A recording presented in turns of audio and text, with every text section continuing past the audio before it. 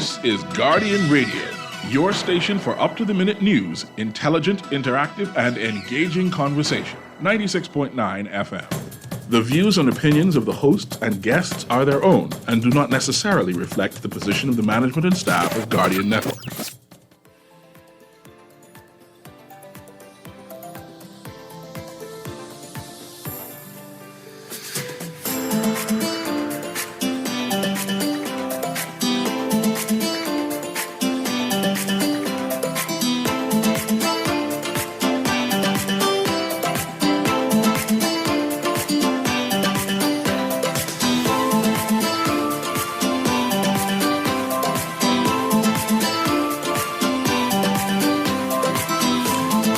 Good morning and welcome to Guardian Radio AM. Today is Tuesday, July 23rd.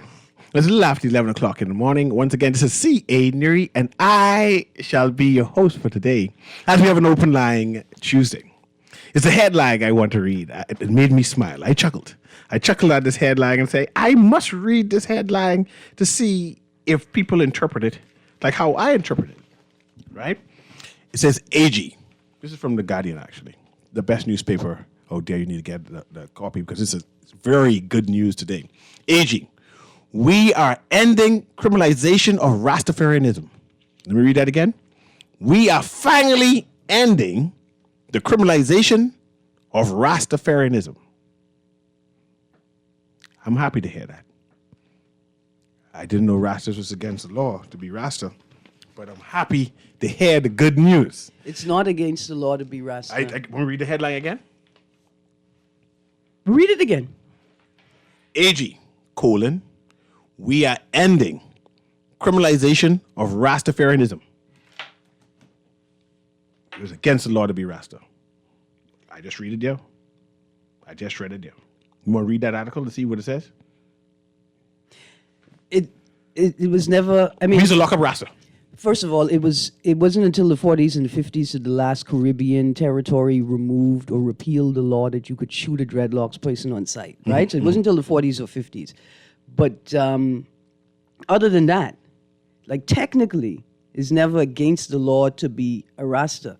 We just treated them like criminals and enabled and allowed state actors to disregard the law and treat them like criminals. We tend to treat all black people as criminals. I mean, it is a plantation. Yeah.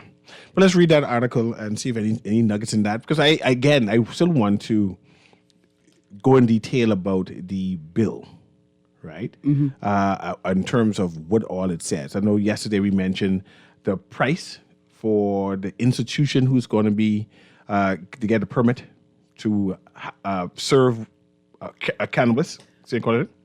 Religious use exemption or religious use license for organizations and personal use. Okay, that's one. And then there's for independent use. Right. So there's an organizational license and then there's an individual use license. Yes. And that one was for, I think, $1,000. The next one's $500. Right. So and that's per year? Right. It's $1,000 initially, and then it's $1,000 per year for organizations and $500 per year for individuals. Yes. So I was trying to reiterate the fact that if we should start a church? That's not what you were going to. But there's no money in it. It's not for money. You can start a church, but what you doing it if you're not going to do it for money? Because 3 people paying $500 a year is $1,500, but 3 people make up one organization, and one organization only have to pay $1,000 a year. But that means you have to go to the church to take advantage of the cannabis. You have to smoke the cannabis as a sacrament inside the church. But individuals could smoke it at home. So that's why the benefit comes in. Okay. Yeah. But the AG also mentioned how much money they can make. What the headline to? What the headline was?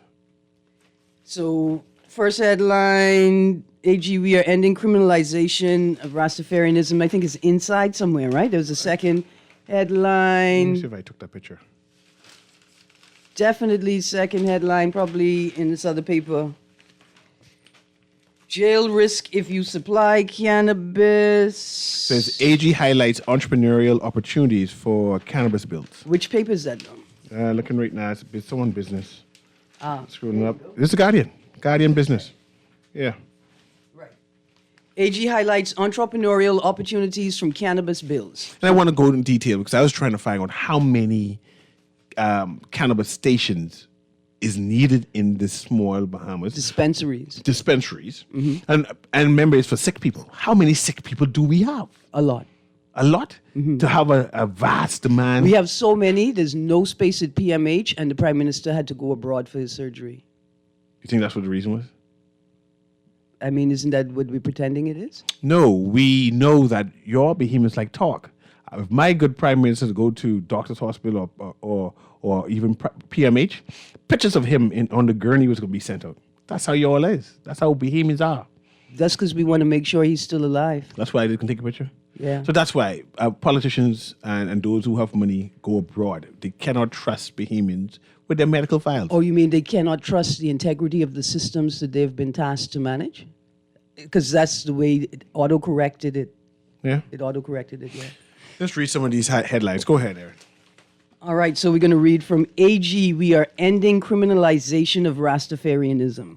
As Attorney General Ryan Pinder opened debate in the Senate yesterday on bills to legalize cannabis for medical and religious use, he said it's important that the government put an end to the criminalization of Rastafarianism. See, it's not me. Hold on, criminalization was in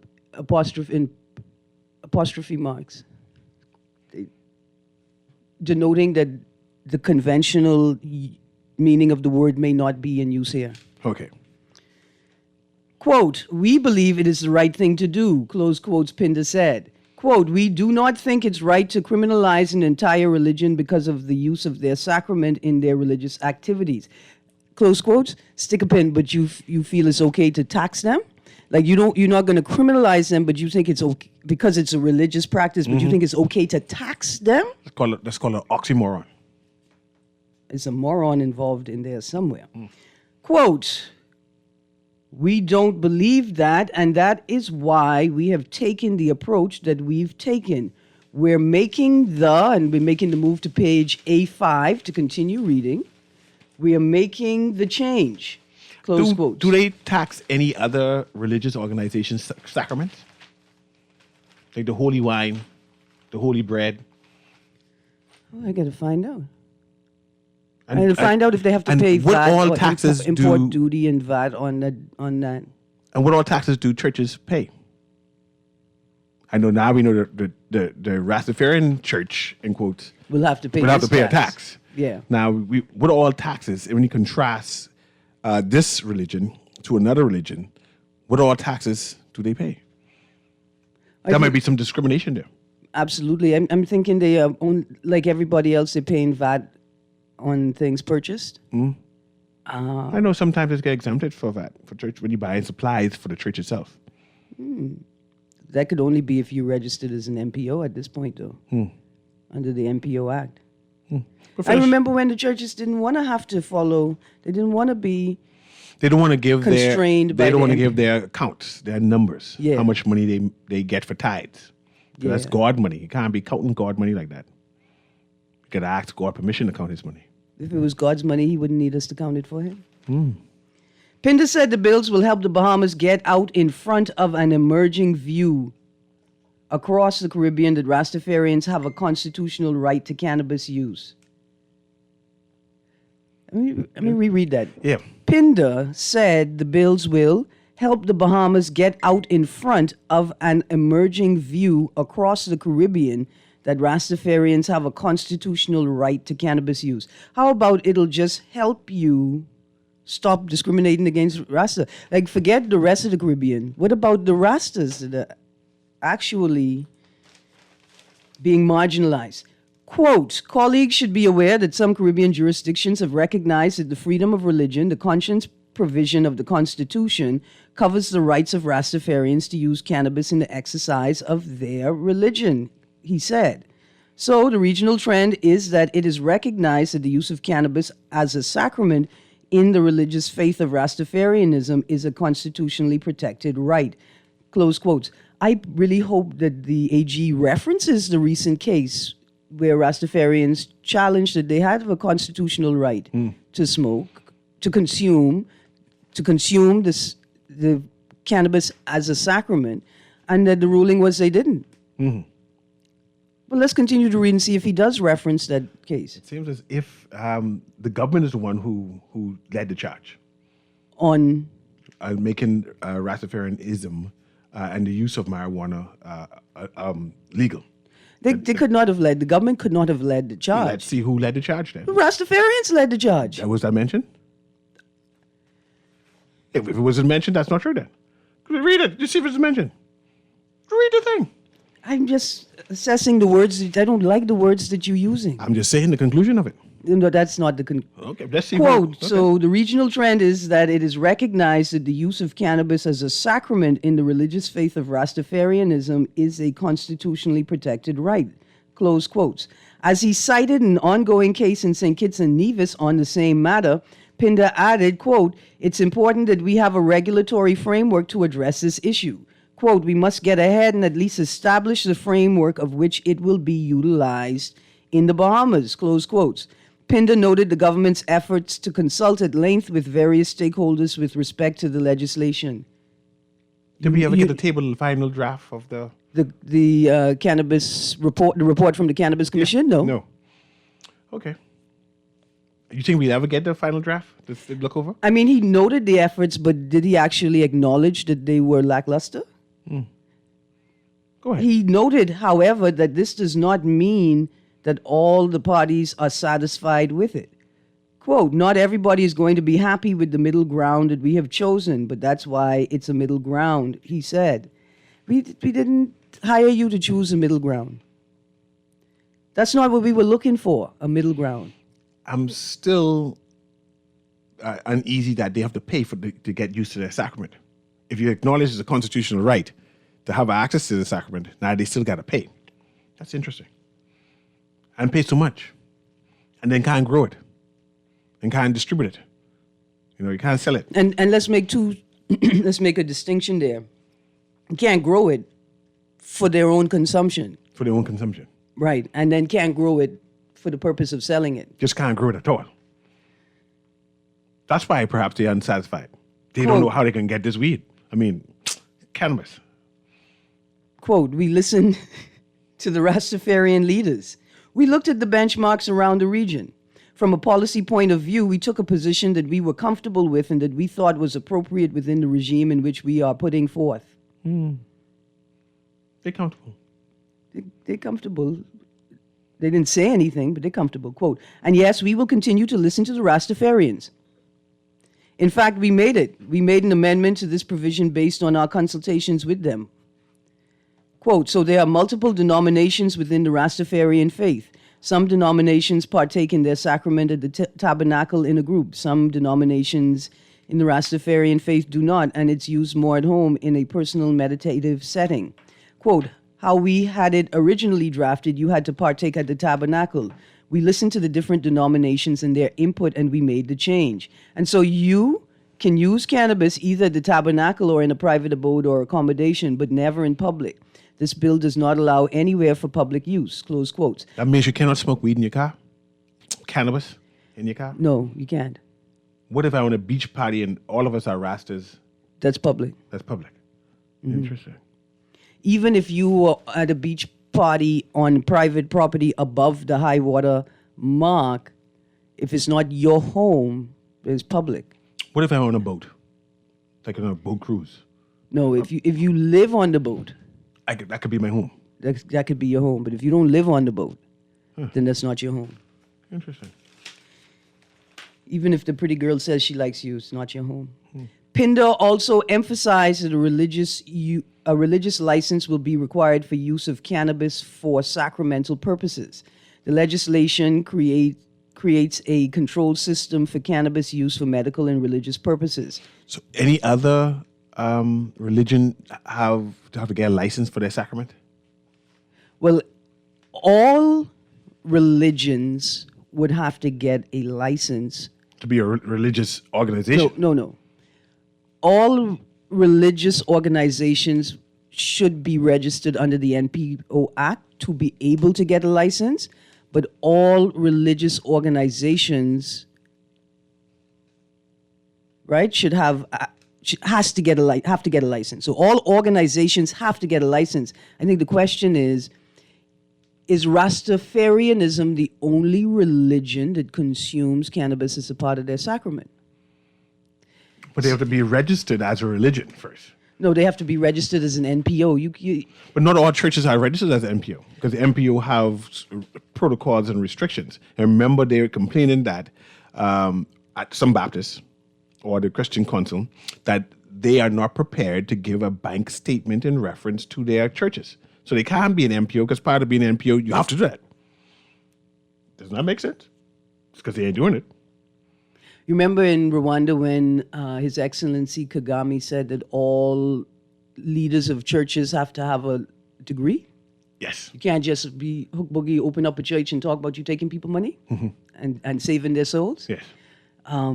Perhaps that is why he was honored in the Bahamian National Honor System. I remember back once upon a time, the Holy Spirit used to give you the authority to open up a church and lead a flock. Apparently, that has no value anymore. You got to have a college degree. Anyway, you need to be registered for the NPO with the NPO Act. And then if you want to participate in the sacrament or use it as a sacrament, you have to have a license. That's given. The only question is which religions will then be able to get a license. So I don't like this talk about Rastafarianism. I want you to continue to read, but I want to ask this question and to listen to the audience, especially the Rastafarians who are listening, right? Is there any Rastafarian organization that is an NPO at this present time, licensed as either a church, one, or registered as an NPO? And I know to be registered as an NPO takes a while. So I'm thinking that after this bill pass, right, and they think that they can actually start their sacrament and you're not registered yet to get the permit yet to take advantage of this opportunity. Well, here's what you do. Go to Civil Society Bahamas, identify yourself as a faith-based organization, and ask them if Civil Society Bahamas can facilitate or assist in their registration as an NPO. Okay. Anything else you want to read? Because we have some callers. There's just the rest of the article. It will allow the prescription of cannabis for medicinal use to provide relief for individuals suffering from cancer, HIV, AIDS, multiple sclerosis, epilepsy, post-traumatic stress disorder, autism, sickle cell anemia, anxiety, depression, and other conditions. The legislation will remove cannabis from the list of dangerous drugs and allow for the expungement of records for individuals convicted of the possession of 30 grams or less of Indian hemp. Then there's the second article in the business section. Okay, let's go to Colin and get that next, cue up that next article. Go ahead, Colin, can you hear us? Hey, how y'all doing? Doing well. Sorry for the wait. All right, no problem. I'm trying to figure out, right? So that bill with Senator Bragg about the past with the doctor was saying it. So only the regular people could have side effects. They might as well make it recreational. No, not recreational. It's a medical marijuana. What part of the region he have been when most of the Caribbean islands have it still illegal. So he couldn't have went to Jamaica where they have it recreational use. You might as well just open it up and do recreational use, man. That don't make no sense. I mean, I don't smoke the weed, but still. You're doing it for one set of people and not to the next set of people. That don't make no sense. I hear you, Colin. Anyway, you'll have a good day. Yes. Thank you. But the position of the Bahamas is it's going to be for medical purposes, and the secondary will be for religious purposes. That's the two options at this present time. Okay, so the first point is, following up on the caller, why does the AG so excitedly reference, kind of like best practices across the Caribbean when, like the caller pointed out, in Jamaica and Trinidad, recreational use has been legalized and individuals are able to cultivate small amounts. So you could have like anywhere from, what did you say, 2 to 6? Yeah. Or Plants. 2 to 12 plants in various jurisdictions throughout the region. Why are you making this comparison to the rest of the region, but we are not nearly close to? Because he said we made it a mid-ground. We wasn't prepared to be like the rest of the region. So, okay, here's the next point, Mr. Newry. If this is the middle ground, yes, right, then what's the scope of the park? Where are we going next? Are you going to recreational? Are you going to a tourist-based medicinal and therapeutic platform? Are we ever going to get to recreational? That's why I don't. Hold on, let me just say this. That's why I don't like that middle ground. Middle ground means nothing if you don't give us the scope of the car and the range, right? It's just rhetoric. Before we go to the next caller, and producer, cue up the next caller. What if I am a tourist? I'm coming in the Bahamas. I have cancer, whatever the disease is, right there, right? And I want to get access to marijuana, cannabis. Mm-hmm. Am I able to get it and don't have to pay my $1,000 and then my $500, at least $1,000 to get my first permit? No, that is for Only Bahamians. no, that's for religious use. What about the people who are sick? So the question is, will a patient prescribed a cannabis-based medicine by their doctor be required to purchase a cannabis card? Will they be required to, like, in the same way that a religious use license has to be purchased and then renewed every year? Yeah. Will I, the patient, once being prescribed by a doctor, have to pay a fee to get a cannabis card? And will I have to pay a fee every year to have that card renewed? Okay, for this argument or for this conversation, let's say they don't have to pay for the cannabis card. Right. They could use their doctor's prescription. Well, right. For this argument, Yeah. who do they present this doctor's prescription to? Participating pharmacies. But what about maybe they have dispensers who are not pharmacies. Can I present it to my Bay Street local person who's distributing cannabis and say, this is my doctor's prescription? Because I can understand the pharmacy, because they call and reference a doctor and whatever it Right. is. So remember, this is what one of the Bahamas Pharmaceutical Association's concerns was, that as the Pharmacy Act existed before the Pharmacy Amendment Bill is passed or will be passed, is that only pharmacists can dispense medicine. So the doctor could prescribe it, he could write on a piece of paper what it is you need, but only a pharmacist, you can only get it from a licensed pharmacy with a licensed pharmacist. So But clearly. So the BPA argued that the bill is bad because only pharmacists should be dispensing medicine. So is this cannabis medicine? Because it clearly is not medicine, or it can be used as medicine. Well, then, see, here's the question from yesterday's conversation. How will you distinguish between cannabis and cannabis products for religious consumption and cannabis products for medicinal purposes? Let's go to call, because I want to ask you something about cannabis potato bread. I want to know if I can consume that to get healed. If you ever heard that. Anyway, let's go to the caller. Go ahead, caller. Can you hear us? You mean not cannabis potato bread, you mean THC, the byproduct of cannabis. Same thing. Listen, hey Aaron. Yes, sir. I think the Hindus too, they have certain festivals that, when they celebrate certain festivals in their religion, Yes. they use cannabis also, especially when they worship in a certain god. Mm-hmm.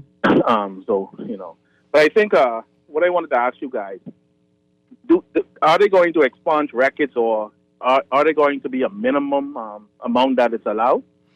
Okay, so not a minimum amount that is allowed.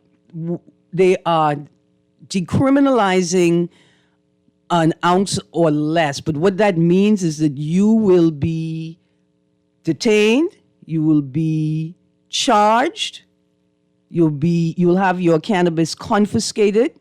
If it's an ounce or less, like, you'll be written a ticket. They'll confiscate the material, give you a ticket. Now, the earlier iteration of the bill, if you paid the $250 fine by a certain point, it would be expunged. But it means that you have a record, and then that record is expunged. Who writes these laws in this country, man? We have law drafters. Like, come on, man. Like, in places like Jamaica, let's go to cannabis is weed is basically illegal in Amsterdam, right? once you only can smoke it in certain area, like a coffee shop. Right. So you it's cannot come out of that area and just walk around smoking. Wow, that's illegal. No, you can't even possess So, it, right? but let's use the right language. It's not illegal. Its use is restricted. So you can only use, possess, and consume under certain circumstances. Yes. Right. So my point is, and then once you have a certain amount, Right. So what happens? What happens is, it's going to be a waste of time and resources on the police force to be locking up people and then trying to figure out if it's an ounce or less. In Jamaica too, once a person have a certain amount, So the language is just allowing recreational use within means, in my opinion, within means. You can police people behaviors with it because this particular drafting of this bill, to me, is only appeasing basically a promise for voters. It isn't solving the problem and gives people Advil or painkillers and hospitals, but we don't have that section amount of people that requires it for medical. In my opinion, recreation is what people want. Okay, so let's talk about something, right? Here's one of the reasons why medicinal cannabis becomes attractive in this market. We have a lot of people with non-communicable diseases. We have a lot of people with chronic pain issues. We have a lot of people who are taking painkillers that are destroying their kidneys and livers, right? And we could see the dialysis unit is it needs to be burnt to the ground. Okay. Yeah, sorry, hold on. I just said that for a fact. So what medicinal cannabis does is it provides an alternate painkiller that won't have such a detrimental effect on the kidney or liver. I know that, Aaron. I know all of that. But I'm talking about a society and a culturally mixed society who believe in the white jacket and, those pills and medication, who really want to smoke that dope. Well, see, now here's another part of the conversation that I think requires far more clarity, and it was raised by the Bahamas Pharmaceutical Association.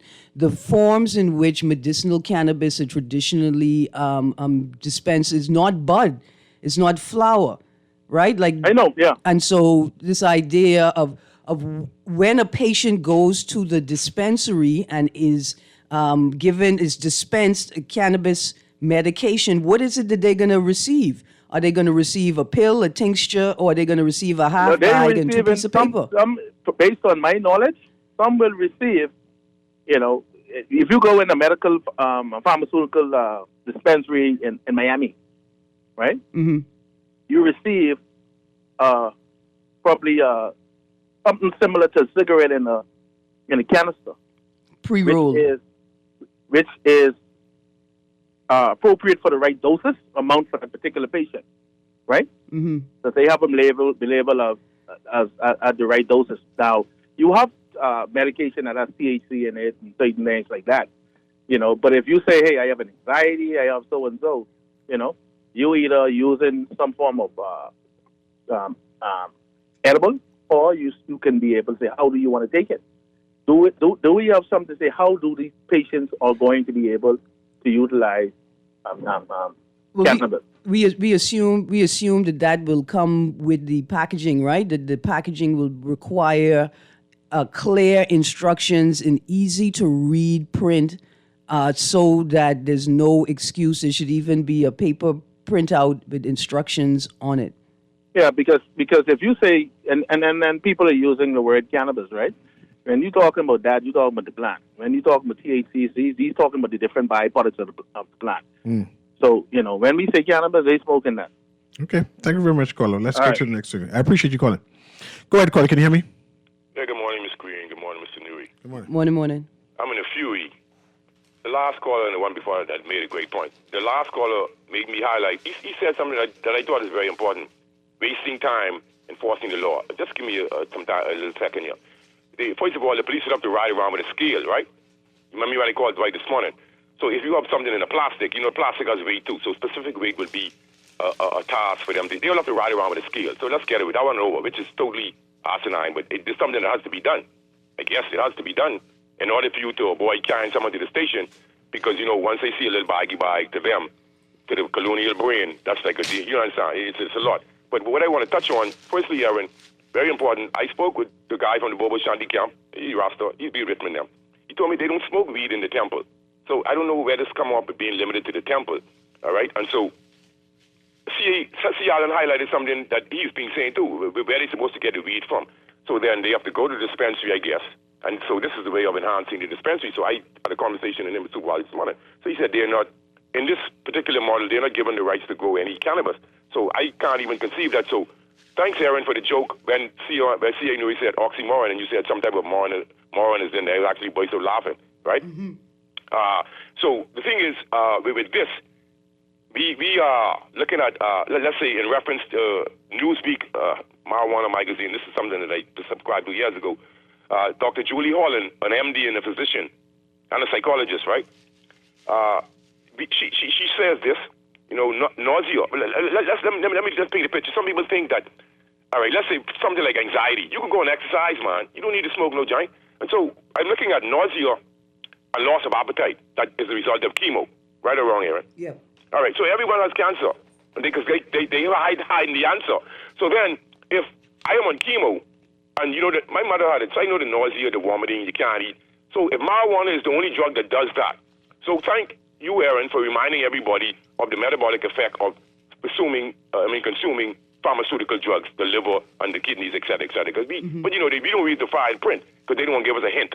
That's just the way it is. And so we are up against a losing battle, right? Because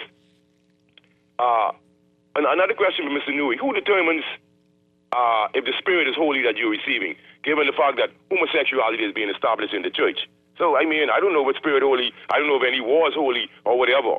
And so I'm vexed that the Rasta told me that they're not given the permission or license to grow their own cannabis, which as a Rasta man, part of being ital is growing your own food, so we need to grow your own weed, indeed. Now, I'm very upset about that model, really, really and truly. And it's something else slipped my mind that I thought was very important, but I would like you guys to read my text if I remember it, because this doesn't make sense in any which event. It's just not fair. It's an oligarchical structure. Okay? Absolutely. Thank you. Okay. You have one more call, but I want you to start the text. I need Okay. a bunch of Let's go texts. to the caller, then go to the text, and then go to the next article. Go ahead, caller. Can you hear me? Go ahead, caller. Call going once. Call going twice. And we go straight to the text. Hello? Oh, go ahead, caller. Oh, can you hear me now? Yeah, I can hear you. Go ahead. Morning, Aaron Gray. Morning. Yeah, I was wondering, maybe y'all can help me. How do a person get their marijuana THC allowed to grow in the yard, or they allowed to buy it from the pharmacy? You're not okay. Yeah, we've been talking about that for a while. All right. No. Pardon me? We've been talking about that for a while now. I just wake up. Okay, but I can tell you right now, Papa. Okay. Pumpkin eater. Okay. I can tell you right Okay. now. I can tell you right now. So, to be able to consume cannabis in any form, you will either need a prescription from your doctor, prescription for a cannabis product to treat a specific medical ailment. The second way you would be able to consume it is you apply for a religious use license. If you're the leader of an organization, the organization applies, or you can apply for an individual license. Now, again, a part of my concern, even with the headline, the first headline we read from, is the presumption that only Rastafarians consume cannabis as a sacrament. I am troubled that one of the most learned legal minds in the country had not felt it more prudent to have a more narrow and precise conversation, to not confuse political rhetoric with legal language. AG, we are ending criminalization of Rastafarianism. I don't think you are, and I don't appreciate the rhetoric, and I think it only confuses the matter. I also think that we don't expect this type of engagement from our Attorney General. How could you suggest to us that you are modeling systems you see in the region, but your models don't come close to what it is we are seeing in the region. The conversation requires far more clarity, transparency, honesty, and accountability. Let's go back to the text line. Here we go. I don't know if anyone has asked, but who really trusts smoking Babylon weed? That's a big question. I tell you what, the move to decriminalize for recreational use would be a good one because it would create a safer environment for local smokers. Local smokers who are breaking the law to consume cannabis run the risk of consuming cannabis contaminated with other contraband that's also smuggled into the country at the same time. Here's a text. Even if it is recreational, they still need the medical for people who need certain doses for medical reasons. Right. We would still need the production of cannabis and cannabis products specifically for, right, certain strains for specific ailments. What about the dispensaries? How will they know the specific strain to use? Or are they going to ask A doctor... But they ain't have no doctor there. These are dispensaries. No, the doctor prescribes. The doctor indicates what dosage, what strain, and if not, the doctor indicates what ailment. And a trained cannabis dispenser and pharmacist would be able to determine from the doctor's prescription the product to dispense. So we're saying we having dispensers are now equating to pharmacists because they're both trained. Well, no, and this was the concern of the Bahamas Pharmaceutical Association, that the state was very careful with the legislation that they rolled out, that it did not diminish the existing capacity of the pharmaceutical pharmacists, understanding the importance of their role in the dispensing of medication. They're concerned initially that no pharmacist would be involved in the dispensing of medicinal cannabis products, and then now they are concerned that the cannabis dispensaries will be managed at the very least by a pharmacist tech or pharmacist assistant that would have to have. And I think they are demanding that individual have specific training developed and endorsed in the Bahamas by the Bahamas Pharmaceutical Association. Another text, morning, Aaron, there will be a problem for the recreation. There's a problem for recreational users right now, Texter. It's against the law. Don't be smoking no weed. No, I mean, and if you do get caught, try and tell them it's cannabis. Yeah. And Dr. Minnis thinks it's a good idea. Good morning, what baffling, not that you smoke it without permission, but that you should be able to smoke it. Good morning, what's baffling is what's the difference of a Rasta smoking weed versus a regular person, or only the regular person will have side effects. AG, just make it recreational one time. No. I guess they will put the weed in pill form next so you don't get the full effect. You know, in communion, when you are receiving the communion and the blood becomes the blood of Christ, yeah, and the wafer becomes the body of Christ, yeah, in the same way, if you're a Rasta, the smoke becomes the Spirit of God. What? You just got to believe. You believe the other thing, don't you? I'm just saying, you believe the other thing. Let's take a short break. I see you callers. When we come back, we're going straight to the phone line, and I see you don't want to read any more of these texts. Yeah, the text that good? Okay, let's go take a break. Quickly, Guardian Radio AM with CA Newry. We'll take a break right now, and we'll come back to the callers who are on hold.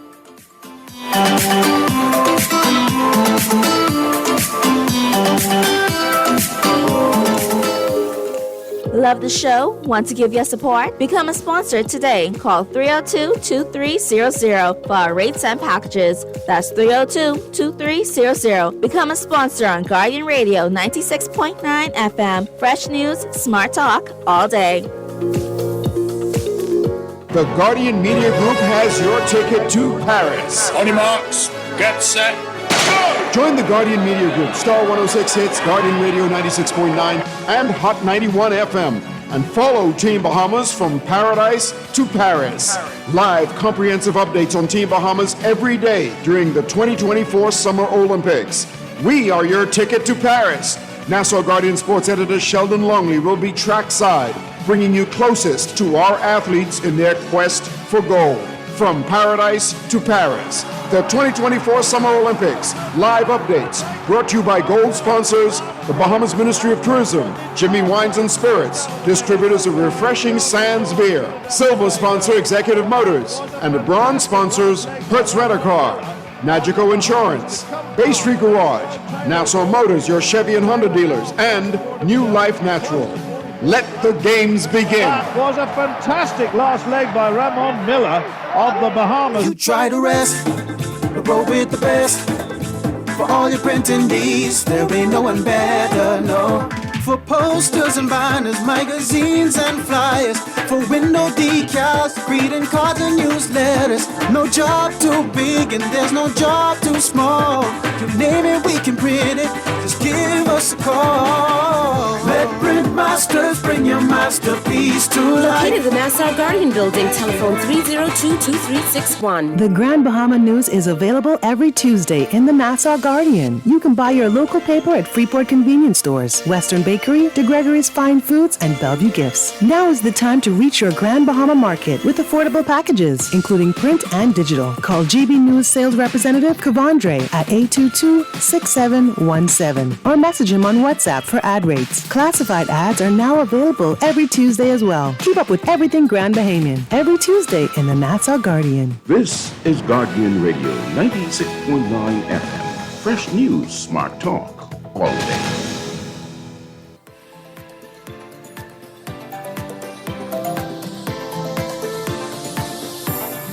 And welcome back to Guardian Radio AM. And of course, this is C.A. Newry. Aaron Green is with me, and we're going straight to the phone lines. Let's go, caller. That's you.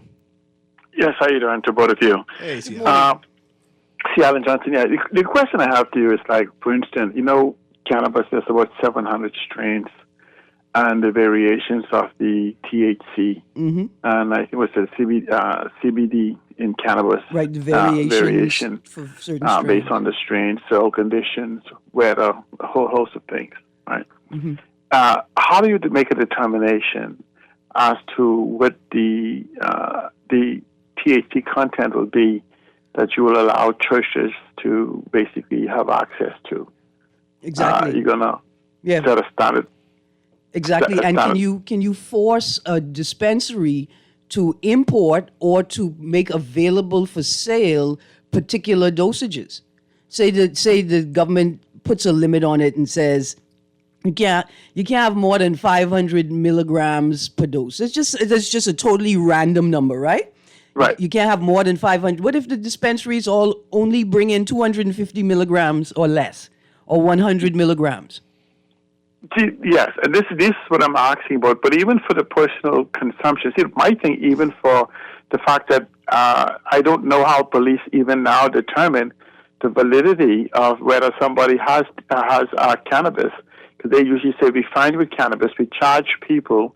We never test the cannabis. We never do anything. I don't know if we have any discovery or anything. Like in court cases, what is the content? At what level of THC did you label something as being this illegal substance that you have, or just all cannabis, including the lowest level of THC in hemp? Mm-hmm. Remember, C. Allen, the law was that any Indian hemp product or any byproduct is against the law, right? So they didn't have to make a determination of what the THC content was. Once they determined that they reasonably suspect is Indian hemp, then they just lock you up. It don't matter what the THC, right? So that's why they used to laugh at them for getting locked up for boodle. But see, I'm saying, but now that you've removed that, where do you set the standards? I know from the early 2000s, we've been waiting for the photosanitary standard and these measurings of quality and quantitative type involvement, even in the things that we have. And we haven't had that yet. It's been 20 years. And so, again, the government says that they're going to make thousands of jobs. I think, Newry, you asked a question about how many people use the drug. From the definition they give, I think one of the pharmacists may agree, is that there'll be, in worst case scenario, 8,000 people in the Bahamas based on our population who may suffer from these diseases, but 90% of them will never even be prescribed cannabis as a prescription. It'd probably be one of the last different things. So if you take a variation of that, it's just, from that's 8,000, 20% of that will be 1,600 people, even say 2,000 people. So where these thousands of jobs that will come to develop this? Remember now, we have to consider that cannabis has always been legal in the Bahamas. I mean, medical cannabis has been legal in the Bahamas for decades. You just simply had to go get a doctor to prescribe it, and then the pharmacist would have to order it because the demand was in there before for them to keep it in stock for you in any particular form. In fact, Alan Johnson, up to the passing of the most recent bill or the first bill, possession, consumption, even cultivation is possible with authorization from the relevant ministers. So this, like I said, this legislation didn't enable, right? It only created an industry for production, for producing it, right? But that's what I'm saying to you. Where's these thousands of jobs that's going to come to produce the volume that is necessary for thousands of jobs to supply this to 2,000 people? Then, if you want to use the argument that the people are coming off the boat, you need to the pharmacist here can't fill a prescription from outside of the country. Has to come from a localized doctor. So they're going to come from the boat, use the 2 hours to go see a doctor to get some cannabis, to consume it because they can't take the remainder of it back. Now, see, Alan, remember they said if they bring their cannabis card from a recognized jurisdiction, right? Like that that'll speed up the process. But two things. Imagine now that you, a tourist, have greater access, right? You have greater access to medicinal cannabis in my own country than I do. Right. And then will we have price control? Because a part of the rationale for this new legislative regime is that traditional medicines and healthcare becoming too cost exorbitant, too expensive. But Newry, you know what you could do? There's something called an economic impact analysis or an economic impact study. Maybe you could scream louder than I can to ask the government to present this concerning the job impact, the economy impact, and all of these different things. You can't just pass along and pray and hope. I mean, we do it for tourism, we do it for other different things. But I kind of think something as sensitive as this for the U.S. and other places where we're still trying to, we still listen to what others say. That we we get warmed by somebody else's fire. So we should ask the government to see these things to justify the decision they have made, so we can know now, short, medium, and long term, the development aspect, this impact this will have. Absolutely. Thank you, C. Allen. Let me just read the last of these texts. Okay. Police don't have to have a scale. They can look at the amount, and if you have a sandwich bag full of some leaves, they can correctly assume that's more than what you're legally allowed to have. I think the 30-gram limit is guidance for the consumer. No, sir. No. This needs more clarity and certainty. What it means is if they don't have a scale, if they are unable to determine the proper weight and whether they could issue a ticket, then they get to hold you. And then, right? So, no, we need clarity around that specific legislation. A minister and family can't operate a cannabis drugstore like a minister of health can't operate a drugstore. We need rules, dear texter. We need to ensure that these provisions are in legislation. That's all. That's the last of the text, sir. How much time I have? You have 35 seconds. Let's go try, guys. Go ahead, Cordy. Can you hear us? 30 seconds. Quickly. We tell me something you to say no to the legalization, to recreation. No, he didn't say no. He said the government said no. If you say that, Well, it's time to go. Sorry about that. This has been Guardian Radio AM with C.A. Newry. We time for news. Have a wonderful day.